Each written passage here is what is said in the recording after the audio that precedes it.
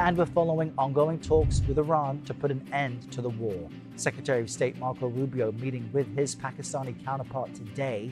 Pakistan's been acting as a mediator, you may remember.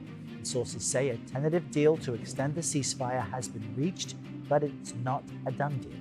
CBS News senior foreign correspondent Imtiaz Tyab joins us from Tel Aviv for more on this. Good morning, Imtiaz. Help us understand where things really stand. You either have a deal or you don't. So where are we today? Hey, Errol, good to be with you. Well, a deal to extend the U.S. and Iran's fragile truce for a further 60 days really does seem closer now than ever. But we have to be clear, any potential breakthrough still hangs on President Trump's approval, as Washington and Tehran continue to accuse each other of ceasefire violations. So we're not there yet, but we're very close. We're going to keep on working at it.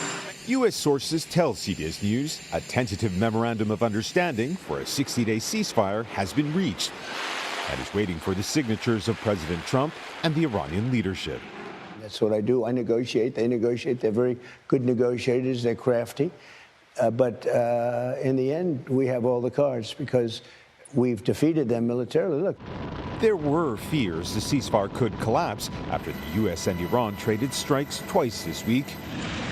On Thursday, Iran's Revolutionary Guard released this video of what it said was a missile launched towards a U.S. military base in Kuwait after U.S. aircraft carried out what the military called a, quote, defensive strike along Iran's coast.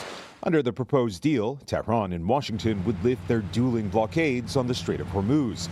But other thorny issues, including Tehran's nuclear program, ballistic missiles, and sanctions relief, will be negotiated later. So too will the ceasefire in Lebanon, which has seen intense attacks this week as Israel expands operations against Iran's proxy there, Hezbollah, a red line for Tehran. Michael Oren is a former Israeli ambassador to the U.S. Is there a diplomatic end to this that Israel could be satisfied with? We'll have to say, okay, that deal is your deal, Mr. President, and the Iranians. We cannot be beholden to that deal, certainly if it risks the lives of our citizens here.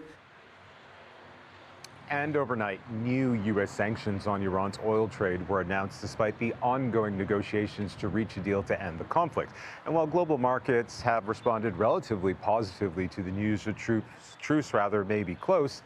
Until the president signs it, it isn't done until it's done. Errol. Very important reminders. Imtiaz, thank you.